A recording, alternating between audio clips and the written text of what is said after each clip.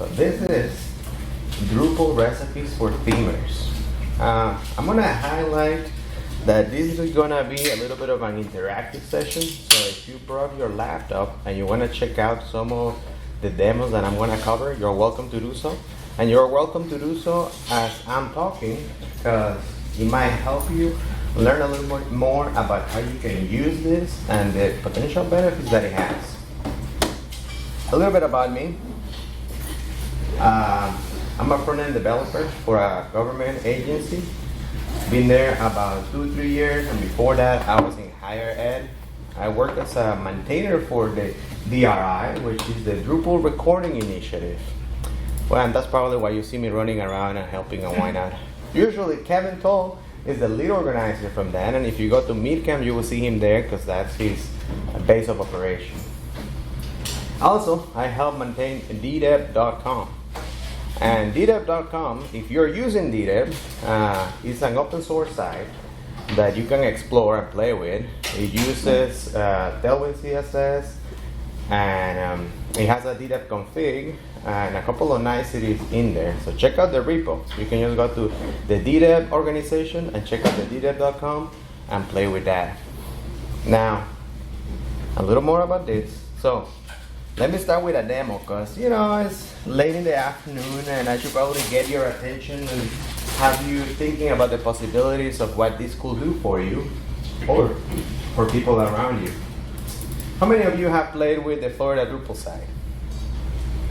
How many, if you can raise your hands, that'd be great. How many of you know that the Florida Drupalcamps site is a GitHub repo that's open source? Did you know that you can actually go and spin up that site? Mm-hmm. Now, how many of you know that that's not the only one? Like, you also have Meetcamp's website, also open source. You have all the configuration for Drupal. You have everything inside their theme and how they set it up. Now, I'm gonna cover a little bit more of what's missing and what's gonna be better potentially in the future. So there's that one. And there's also this one, which is a Drupal for Gob. I don't know if many of you have attended GobCon, but if you haven't, it's maybe, I don't know if it's gonna change a lot this year, but in the past it's been great to just meet different people that work in the government space. So anyway, why am I showing you all these websites? Because in the past, you didn't have a way of putting information into the website easily, like you will do with WordPress. Like if you went to Theme Forest, and you buy a theme, usually it comes with default data, and then you only have to replace either the text or the images, and you're done. As simple as that. Unfortunately for us, Drupal has never really made that easy, and what happens is that you can go check out the repo and you can install it, but in a lot of cases you will end up with an empty site. And as we know, Drupal has many ways of setting up the configuration, whether you're using paragraphs or layout builder, or if you're just using content types, and that's fine. But if you have to go around poking at the website and trying to get all the different variations, it will take you a long time. And that's kind of unfortunate, because you miss out on some of the goodness and some of the thought that people put on those sites. So let me show you something. So if you, let me transfer over.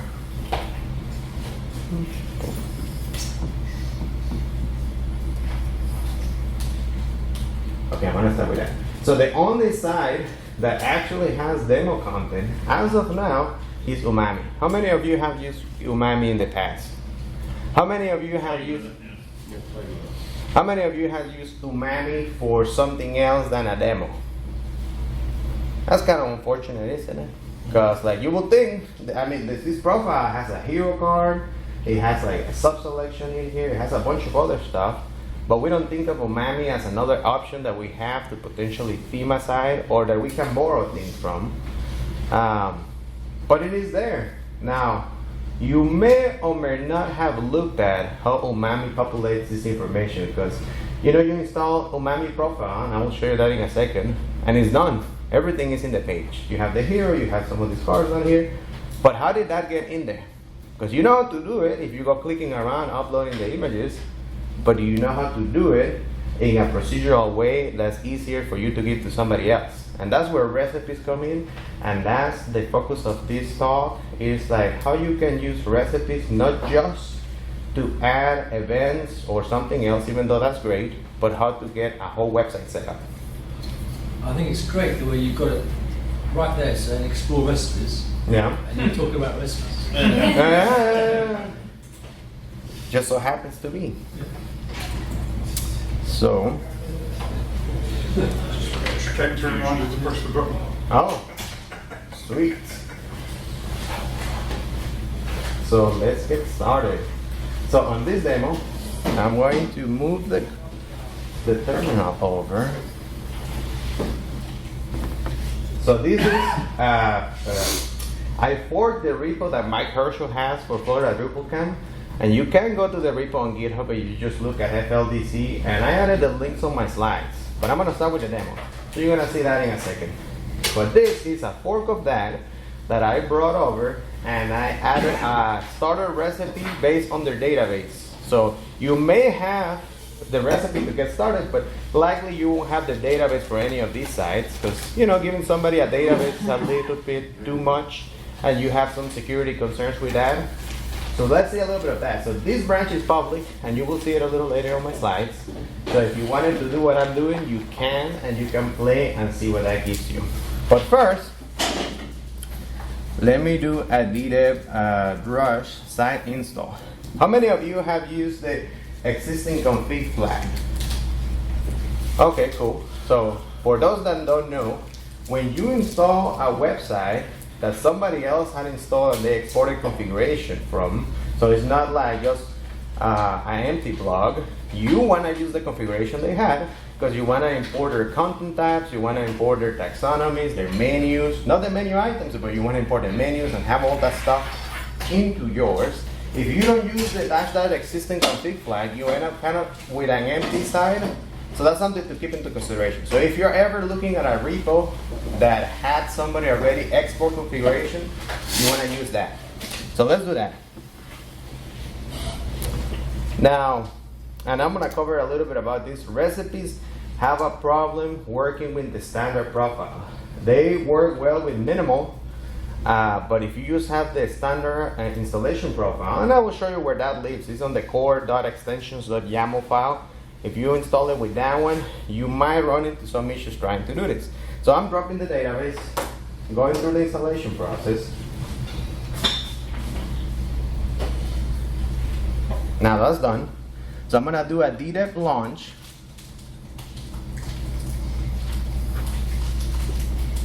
And that brings me to the Florida Drupalcamp website. If you just fork the repo and did the install. There's nothing there except for the logo and like a couple of menu items that are default Drupal. This is okay, but what happens when you do a ddev brush ULI and then you go inside of it? Oops, I didn't click on that.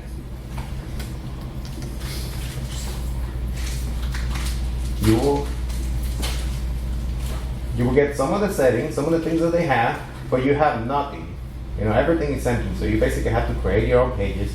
You have to figure out how some of the things are laid out. Some of the blocks are missing because some of the blocks were put in as content blocks, which is a Drupal 8, 9, 10, and 11 thing, which is when you go into here and then you just add a configuration block. So that'd be block types, basic block.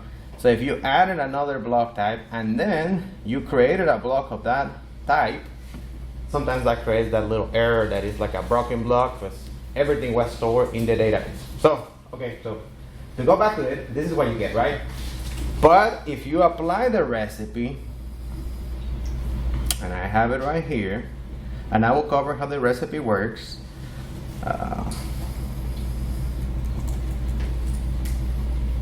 Now, if you were, how many of you were at Martin's session earlier today on recipes? Okay, well, not that many of you. If you were there, you might have seen that he typed a brush command to actually go straight into the recipes folder, and he skipped this step. So what I did here is I did a ddev SSH to go, because this used to be how you used to apply recipes, and you still have to do it unless you're using the latest version of Drush and Drupal 11. But who is using the latest version of Drush and Drupal 11? Very few, because I mean, if you do have a production site or something, you might have not gotten there yet, because they are not fully, I mean, they have 11.1, but you may want to wait a little bit so they can, narrow down some of the bugs. So this is how you will do it. You ddev SSH or lambda SSH, and then you do a PHP command. Now, what's important about this command is that usually in ddev, and it's a slightly different command, bigger, boom. In ddev, you will be in www.html, but you have to run this command inside of the web folder or inside of your doc root folder for it to work, and then you execute it. What that's doing behind the scenes is using the default content module to import what Florida Drupalcamps site has at one point in time, so you don't have to start from scratch. So if that didn't really make sense, let me go back here, do a ddev rush CR, and then do another ddev launch.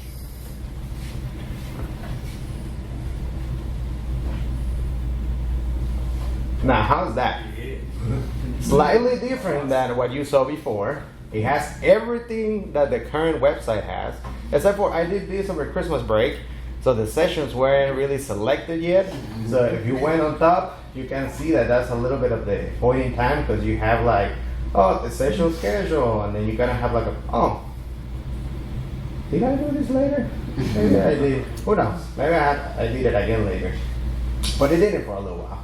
But now you have the sessions, you have everything in here, so you can poke around a site that's filled with information, which at least to me is a deal breaker in Drupal, because that's not how it used to be, and it's easier for you to figure out how the site works by unchecking stuff and poking around how something else is already configured and has content. Like, for example, you could be like, what is this right here?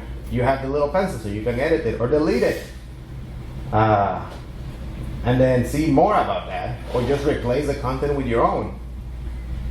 And then, every site has their skeletons, and we're probably all guilty of adding some to our own websites.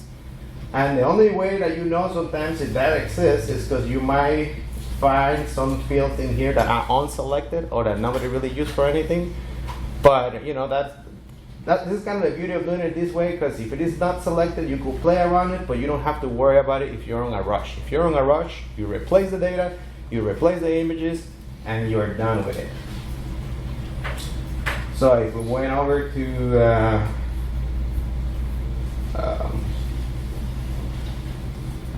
our regular page,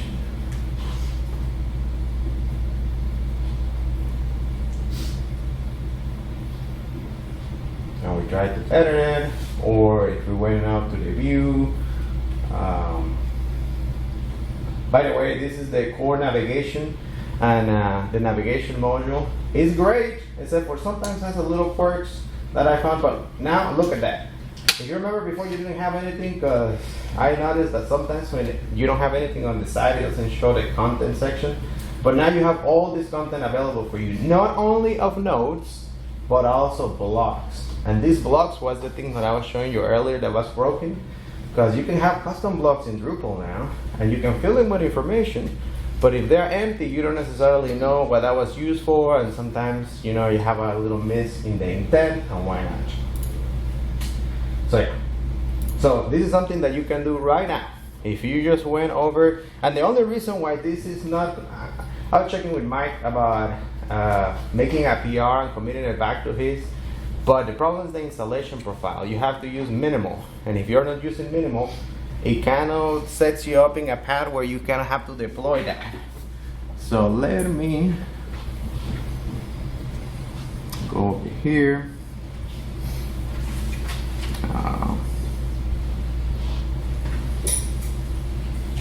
Back to the slides.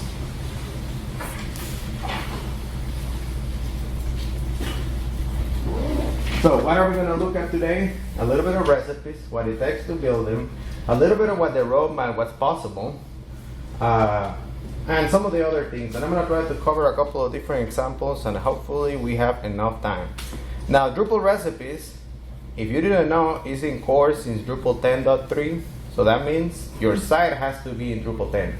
And that's something I came across when I was trying to contribute to some websites. Because to prepare for this talk and to have the examples, I looked at MidCamp and a couple of the other ones. And sometimes, because I have a little bit of time, I contribute back to them. So MidCamp was on like 9 something, so I had to push it up to 10. So I helped a little bit with that because I wanted to create the recipe to have the demo for that. So if you are trying to create this for your own website or a company website that you work for, make sure you are at least above 10.3. And then, ideally, you want to be as close as you can to 11. And the reason why is because there's a couple of issues when you are on 10.3 that they already fixed. Recipes is moving really fast, and if you're trying to create a recipe with a minor version of 10.3 or maybe with a slightly older version of core, just because that's what you have it on your machine and you haven't fully upgraded to the latest, you might run into some odd scenarios, and I will cover some of those. So, what do you do to create a recipe? You know how to add a theme, and then it goes in the themes folder. And similarly, you might have seen the modules folder, and the module folder has contrib and it has custom. Now, recipes, you create a separate folder inside of the web or the doc root directory, and then you call it recipes. And then from within, you can go directly or you can have custom and contrib. I haven't tried pulling in too many contrib recipes to know if it will do that distinction, but I tried to stick to like having my own on the custom recipe folder. And at least for this one, you can name it whatever you want, Florida or something else. And if you're only trying to do a recipe for default content, you only have to worry about the content folder and the recipe.yaml. You may have seen that people talk about the composer.json and they talk about the config folder, and those are great, but here was my concern. I don't necessarily want to make my life harder when I'm trying to just populate a website. I want to use the theme, a nice theme, fill in the information, not with Laura Impson, but with something useful, export it, and then just have that recipe apply it back in.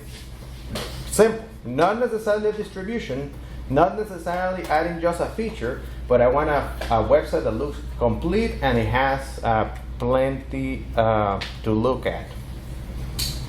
Now, inside of the recipe.yaml, you can do config actions. And config actions is how you actually change what the front page of the website is, because you're going to have to change the front page. Ideally, you give it a node, and there's a couple of other ways. And you can do a couple of other advanced things that I will show you in a second. But if you just want to play with other recipes, you could go to the Drupal CMS repo. And if you do, there's a bunch of recipes in here. I will talk about that in a moment. Some of these recipes are just to add features. I haven't seen that many people talk about recipes focusing on the default content and the potential that they have with it. This is more like, oh, you want to add events, you want to add Google Analytics. Fantastic and great, but usually they don't really add to the default content section. And then you can explore some of the syntax and some of the items that come within them. So, you saw a little bit of the website. Florida Drupalcamps is a long site. Very nice, very well constructed, has a lot of features. But if you were to just install it by default, it'd be blank. Now, Umami doesn't suffer from that because there's that module that actually populates the database and it goes through the different fields. And instead of having like a blank page like you see here, you will have a nice filled out page. But you can turn that off. And actually, there has been there's an issue in Drupal core about making Umami into recipes. And some of that is probably going to turn it into maybe a mini distribution, but hopefully not. Hopefully it's more of like a theme that has default content and a few other minor recipes. So what is the reality? So if you install any website, you do a drush SI, which is short for site install, and then you get a blank page. You don't get a hero, You don't get the menu on top. You get the login because that's default of Drupal, but you know it will take you a long time. And we're trying to speed up the process that it takes you or anybody else to test the site out and play with it. And if you were to buy a theme from somebody, you should be able to uncheck some things that you don't like, change the images, and be good to go. So some challenges with recipes right now. One of the biggest challenges that I've seen is that there's very few that focus on content, and we have an issue right now with recipes where everything is called a recipe. And if you were to think about that, recipes came from the lingo of like a kitchen and why not, but right now we have recipes that make tomato sauce, and we have recipes that make a meal. But you want a meal. I mean, you can have tomato sauce to add to something else, and that's fantastic. But I haven't seen that many that are complete where you get a full meal out of that. And if you don't have a meal, you get a test for it, and then you can improve on what you have, but you wouldn't be able to go the extra mile and have a complete product out of it. So when it comes to a recipe theme, where do you want the maintenance to go? Because there's a couple of ways of doing it. If you keep the configuration folder that you export from Drupal, you can have the maintenance be mostly on the theme and let people, so that if you add a field, if you add a formatter, if you add a widget, you don't want to have to take care of that, and you kind of have to do that if you were to go the distribution route, which is, there's a lot of that going on, and that's something to keep in mind. I mean, I will show you a little more about that in a second, but ideally, for a theme recipe, make it simple, make it easy, make it workable and modular to an extent. So let's look at Umami. So what happens with Umami? How will you add default content if you didn't do it this way?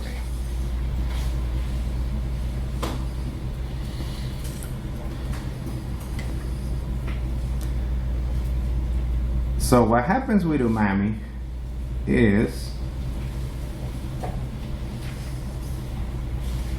let me close some of this stuff up.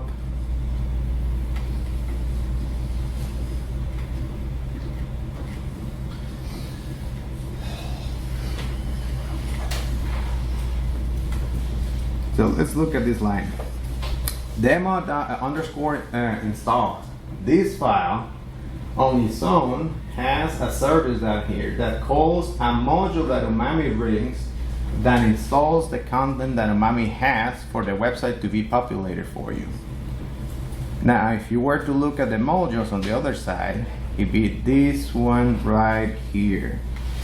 But the challenge with that one is that the way it's adding content is all procedural, and for most use cases, I think it'd be a challenge just to have it in there that way.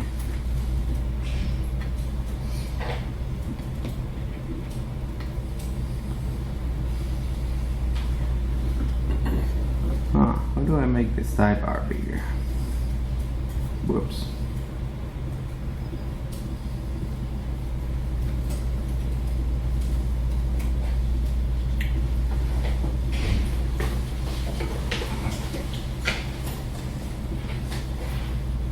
So all you have to do if you want to have an Umami profile that's empty and doesn't have anything inside of it is you go into this file, demo underscore install, and then you comment that line. If you comment this line and you do a drush si demo Umami, the demo Umami will be empty. It won't really have any of the fields that you will expect from it. And I can do a little demo of that. But let me.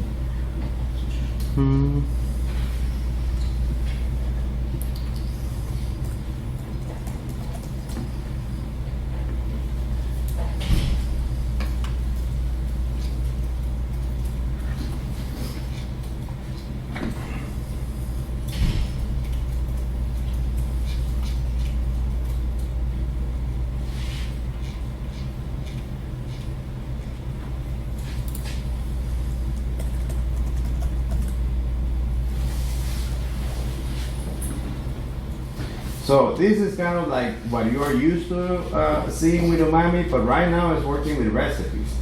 and I had the recipe applied to it. So now I'm gonna tell Umami to install from configuration.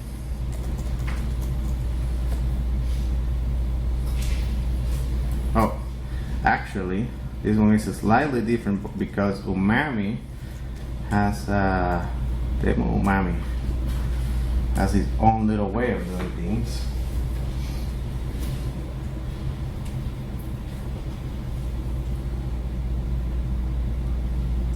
So that's just installing Umami configuration without any of the content. So we should see a site that's kind of similar to what I showed you with Florida. Empty and maybe looking a little broken because of that. There we go. So that's Umami if they didn't really have that default content module. You're welcome to go inside of core and look at what they did to actually add that content in. It's basically just PHP iterating through different arrays of YAML information and then just placing the images, placing the plug. Very complicated, very high level. Most people I don't think will go through that, and I feel like that's one of the things that motivated the core maintainers to decide to develop recipes to make it more accessible. So we can all have an easier start when we install a theme and are trying to check out what somebody else built with whichever architecture they pick. Because ideally we wouldn't care if they pick paragraphs, layout builder, or just content types. If you have a nice looking theme and you can achieve what you were trying to. So what happens here is that now I can go in there and apply the recipe.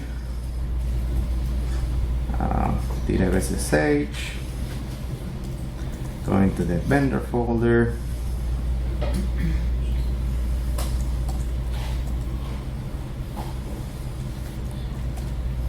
Let's copy it from here.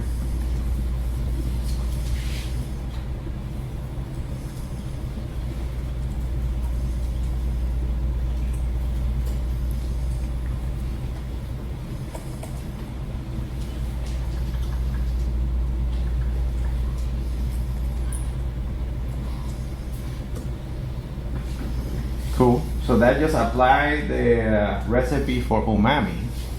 So now if we go to the side,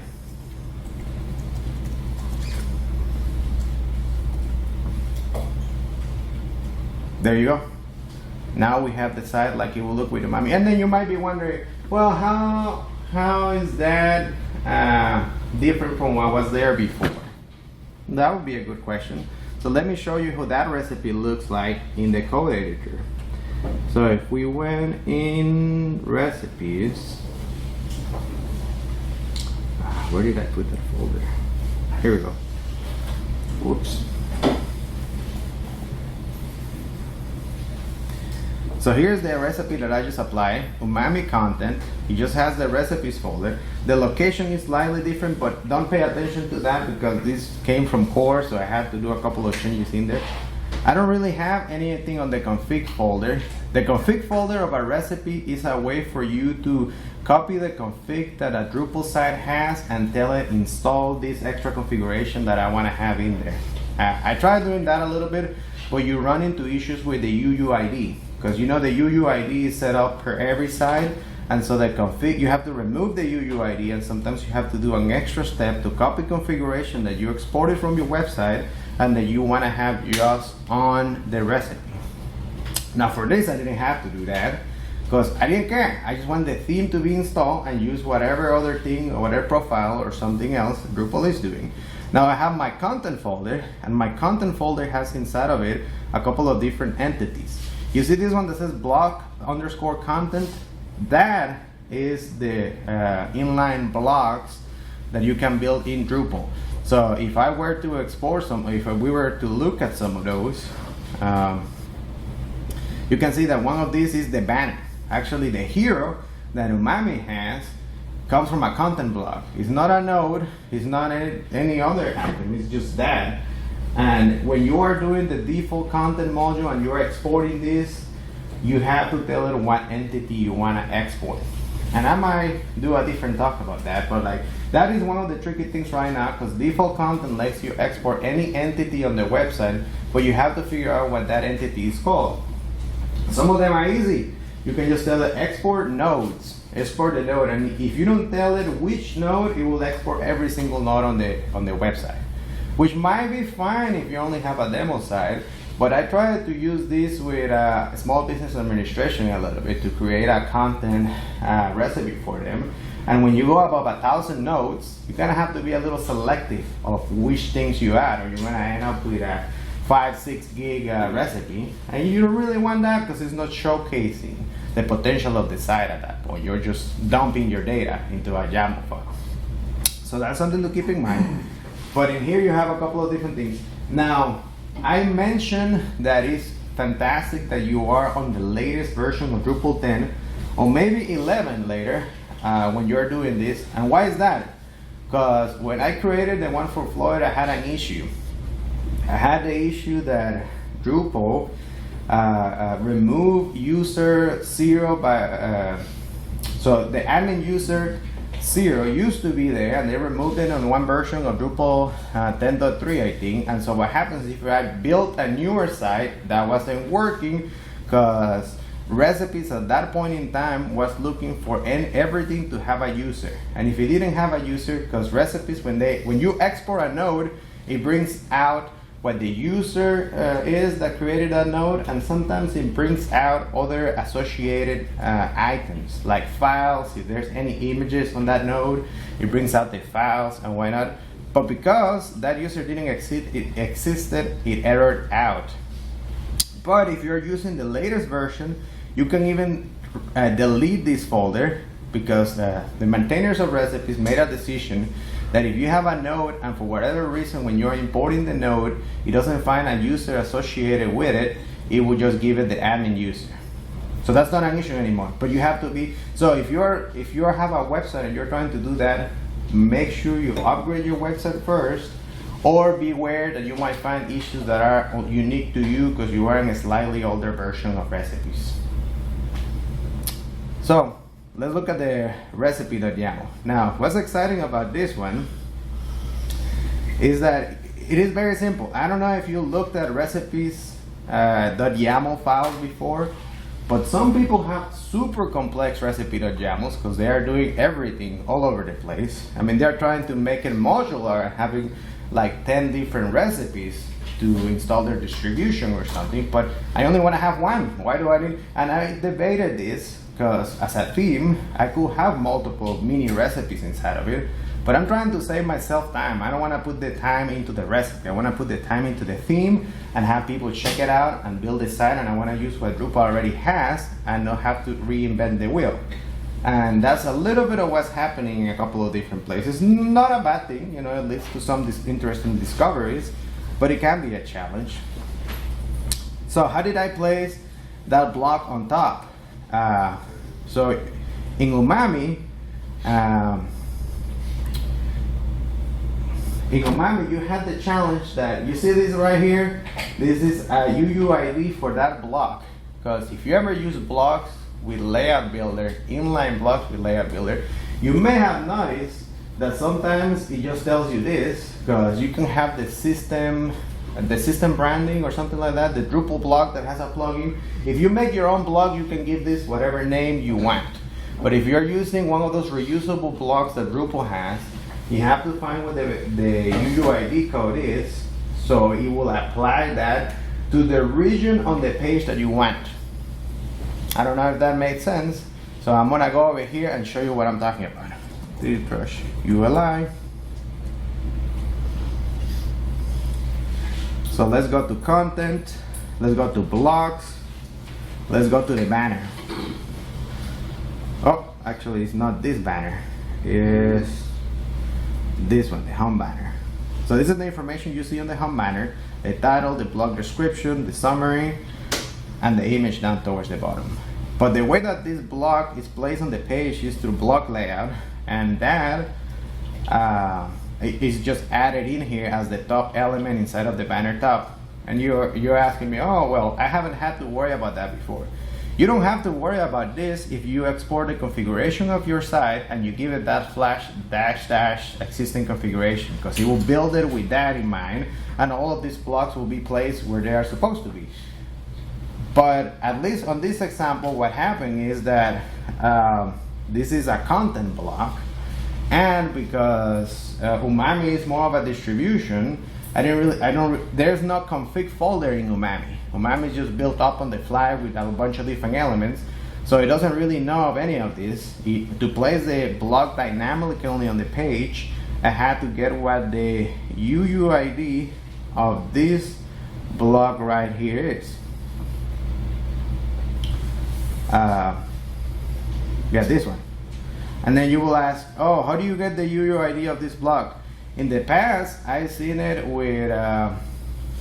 from within Layout Builder. Sometimes when you were turning some blocks on and off, it will give you something like that, a block content, colon, and a UUID string. But if you don't know what this is, and I was actually talking to Fena Proxima about that, because I was like, oh, how the heck do I do block content? The way that you figure this out is you export the configuration like you will do normally, because Umami doesn't have a config folder to install from, but it lets you export the configuration because it works as a regular Drupal site. And when you export the configuration for that site, I might use a different site for that because I don't think I have that here. When you export the configuration for that site, so let's look at Midcamp for a second. So you go in here, where's the config?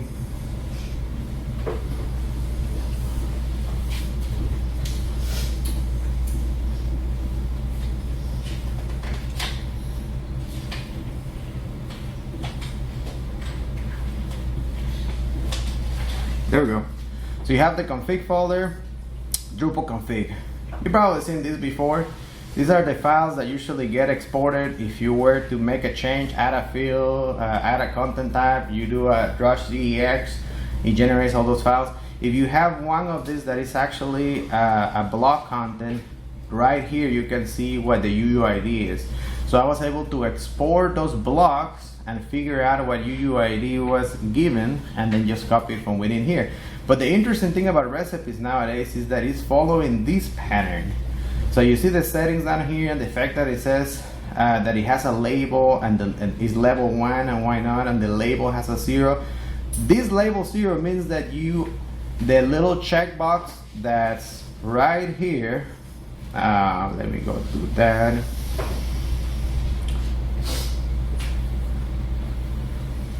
So when you go into this page, you have this little checkbox right there. If it's a 0 and you give it to the recipe, it will be unchecked by default when the recipe gets it imported.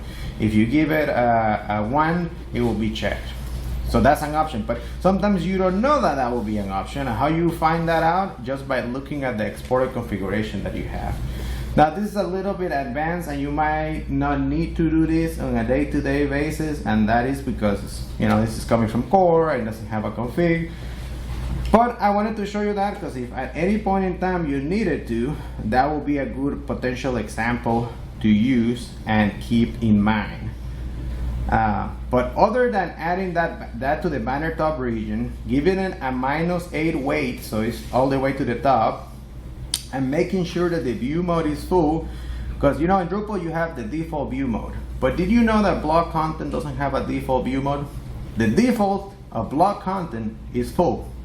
And you don't have to, you're welcome to check that out. I mean, if you looked into it, like everything else in Drupal has default as the default view mode, and then you can check on if you want to have default and full, not block content. Block content just goes full. So if you just put default in here, it will fail. So let me go down a little bit and get past those blocks, because I had to do that for the top and the bottom, because unfortunately with Umami, this is a block content.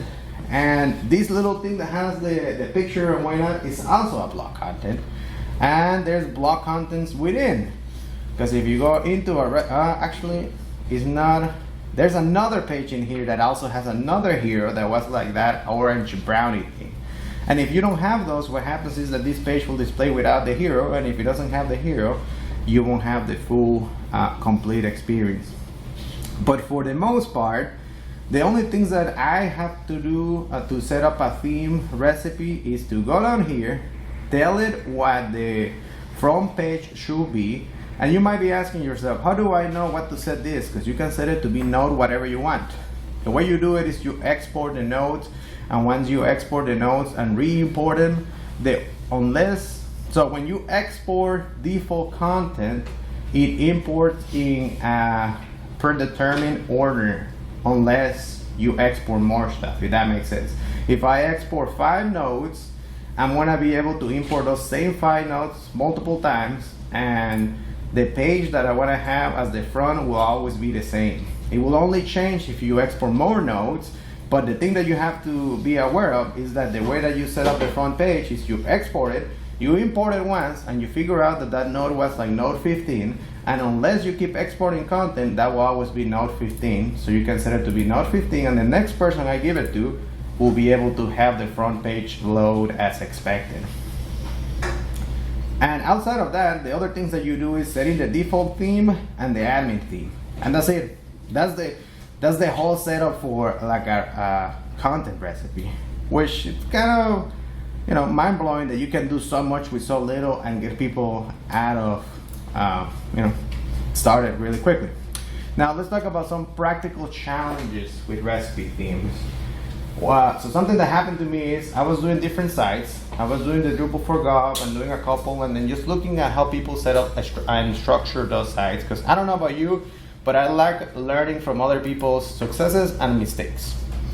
And the best way for you to learn from somebody else's successes and mistakes is to examine the other website and be able to look behind the scenes about how they are setting things up and how they have it working.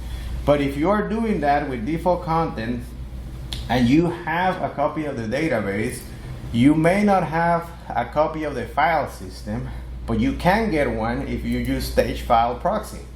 So if you happen to have access to the database for an environment, but maybe you didn't have access to the database in live, and I use that with SVA and a couple of other things, a stage file proxy can bring the files down for you, and that way you can create the default content that you need. The only thing you have to keep in mind is that sometimes, the latest version of Drupal, a lot of images are WebP, and if your image is WebP, you won't really have the file, and it will give you this error because it couldn't find that yet, or find the item that it was looking for.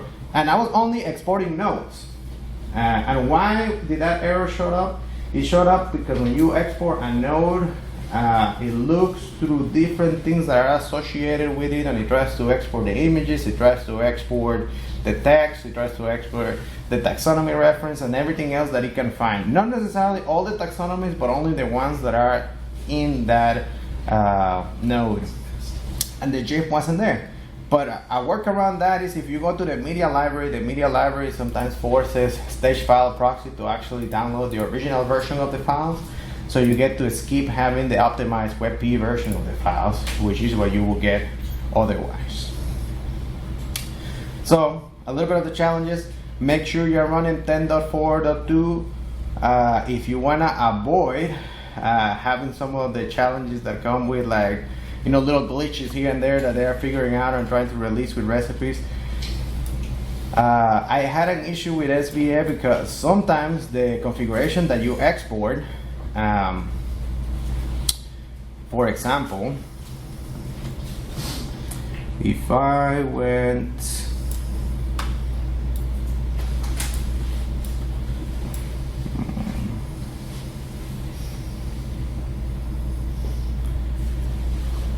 went to a giving node, sometimes if you export default content and re-import it back in, it will scream at you and tell you that it couldn't find a given entity. And that can happen if you did something custom. I had a colleague that did this thing that you can have like a short URL at the bottom of a page, and to make sure that the short URL was well integrated with the website, he actually cross-referenced that with Pod Auto. So you couldn't choose a short URL that was already taken on the site. So you could go to the site /something and it will give you a short URL. But the problem with that is Drupal didn't know about that, and it will complain about like this file difficulty not being there or something like that. And you can just take out that section of the YAML file, and then that field will just be blank. And so you can get rid of some of those random issues that sometimes might pop up if you're exporting configuration by just removing that specific item. Because you might not care that one field doesn't transfer over, but ideally, you want 90% of the content to come within or come down with it. So some questions that I had when I was doing this, and something that you have to ask yourself: do you want to use the configuration that is exported already? Yes, you want to. If you don't use this configuration, you're going to have to use a lot of config actions. You guys saw I had 4 in there, and that makes the recipe file longer because I was placing those 4 blocks. But if you're trying to recreate what Drupal does with this and have the block class settings and automated cron and all that other stuff, you're talking about like 50 different recipes that you're going to have to pull in. So don't work against Drupal. Make sure you use what it really gives you. Make sure that you take advantage of all of that. And if you need to add a block to our region, or if you need to tweak it, but not necessarily, I mean, there's a place for the distribution right of things, but I'm trying to emphasize the era of themes is coming. I will imagine in the next 2 years, with all the improvements that we have, Drupal is going to have a flourishing ecosystem of themes that you are going to be able to pay $150 and get something like the Florida Drupalcamp website, maybe a little less, up and running, and you change the content and you're good to go. Wouldn't that be great? Yes. That's the dream right there. That's one reason why I didn't start on Drupal. I started actually on WordPress, and I did some Joomla because you could get themes, and you could get themes that actually came with some content out of the box. So you could set the thing up in a week or 2. I mean, WordPress, Drupal is great, but it would take you more than a week or 2 if you're trying to just architect the site and then add the theme. Sometimes for smaller sites, you don't care about the architecture of the site as much. Larger sites, yes. But even then, if the site came back to you, then you could probably ask for an improvement or just work with the theme that they have. A little bit of my take on that. So a little bit of my recommendation: use the minimal profile. How do you know if you're using standard or minimal? The way that you know is, and let me put the Florida side. If you go to the config folder, and if your project is using standard, you can just change it in there, and that is fine. But if you do change it in there, beware, you shouldn't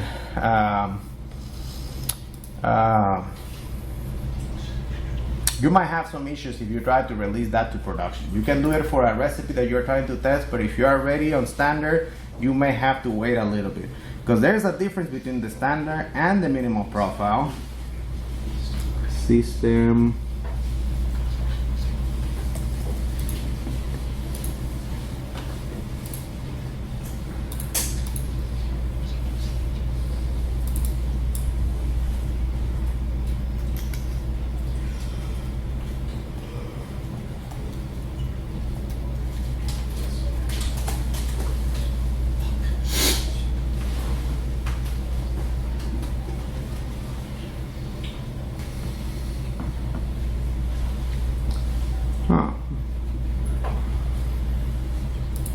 By the way, this is also how you can set up the 403 and the 404.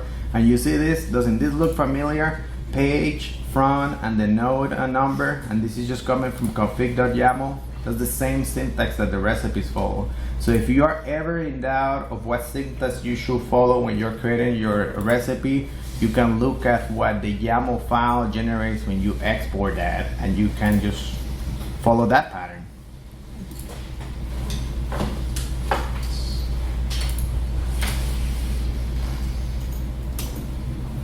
I'm blanking out on what the name of that file is. Do you remember? The name for where all the modules that are enabled and disabled are? Core extend. Okay, yeah, it's coordinate system. Cool. Sweet. Good thing that you guys are awake. So here it is, all the modules that you have on the side, right? All the ones that you have enabled, all the ones you have disabled. If you come to the bottom, you see what the profile is. If it says minimal, great, you are set to go, and recipes will work fantastic with your site already. If it says standard, you're screwed. But maybe in the meantime, you're only screwed because standard has some hook install thing that it does, and it fails trying to apply a recipe catastrophically. So luckily for me, the only side that really had that was the Florida side as of now. And that side, I could probably help them move from standard to minimal, but I don't know, because it's a little bit of a challenge if you ever try to switch a profile. But yeah, so if you go to this file, core.extensions.yaml, look at whatever side you have. If it says standard, you might have a little bit of issue. But the good thing about it is you can just change this and tell it to be minimal, because that's what I did with Florida. And then you change it right here and tell it to be enable. And then you tell it to build from existing configuration and it will work. It's just, I wouldn't recommend deploying that. But you can have that. And then you can just add the database. You can import a database, but you're changing the profile here. And the database will work fine. It's just, it's how you get that to production and how to change it. That I haven't had to play with. But this is where you make that change. There's a module you should check out called Profile Switcher. Oh, cool. Is that what they did after Lightning? Because I don't know. Anybody got stuck with Lightning for a while? I know Lightning was like an after profile. Use Yeah. accurate distributions. Well, it happens. So don't over-engineer it. That's kind of like one of my emphasis with this. Try to go simple. If you go to the default content module, you have to install default content. I might have mismentioned that. Even though recipes are in core, to export configuration, you need a module called default content, and you need to install that. And that will give you a couple of commands inside of Drush. And those commands are the ones that, let's go to it. Default content. So this module. This is the module that actually lets you export a node, export a block, export anything else inside of the page. And if you play with it, you can go inside of the source folder and see a few examples of what entities can be exported, but it's not every entity that can be exported. There's way more than this. Because you can export path auto as well if you didn't know. You can export redirects. I don't know necessarily why you will export all the redirects on a website, but if you needed to and you wanted to demo that, you can do it. Can you export meta tag? You can export meta tag, you can export, I think meta tag, because it's applied to any given node, it will go when you export the node itself. Oh, yeah. So it will come as a dependency of the node, but some things don't come as a dependency. You have to export menu items as well, because the menus are configuration, but the items are a database element. So that's something to keep in mind. You guys have the slides, so I'm just gonna cruise through the slides because I know we're running out of time. Feel free to use them and feel free to ping me. Things not to do or yet is layout builder is not really supported yet. They're trying to do a couple of different things. So if you're a layout builder, you might have some challenges just because that adds, what's the name of the thing? Layout builder has the data stored inside of the node itself, and that Inline blocks. layout builder. What's the name of the thing that they do with the information inside of it is stored? Serialized. It's serialized. The serialized data, they are still working that out. It doesn't fully work. Views, you cannot really build views with recipes, but you can add them to that config folder. So you can tell Drupal to build a view and just tell it, oh, I want to use that config that Drupal already has for it, or just move that config file from the standard directory to the recipe directory, and that will work. And if you are doing a translated website, you might have some issues because I'm having issues right now with Umami with that because it works well in one language, but if I switch to Spanish, some of the images go away. And the reason why the images go away is because it doesn't know that it tries to look for too many entity references. It thinks that the image is different because it's a Spanish language, so it should look for a Spanish image, so it doesn't find it. But it has, you can see that, I mean, the language went to Spanish, so all the other stuff, the title and everything else work, it's just the image. So you could play around it and make it work, but right now, if you're exporting a site that supports multiple languages, you might have to tweak around with the images because the images, some of them won't be there, even though they are there, but it will think that it couldn't find them because it's looking for another file that is like a Spanish file for the image. Hey, Bernardo, Yep. you're out of time. Sweet. 2 minutes before the next one starts. So, yeah, thanks for coming. Thank you.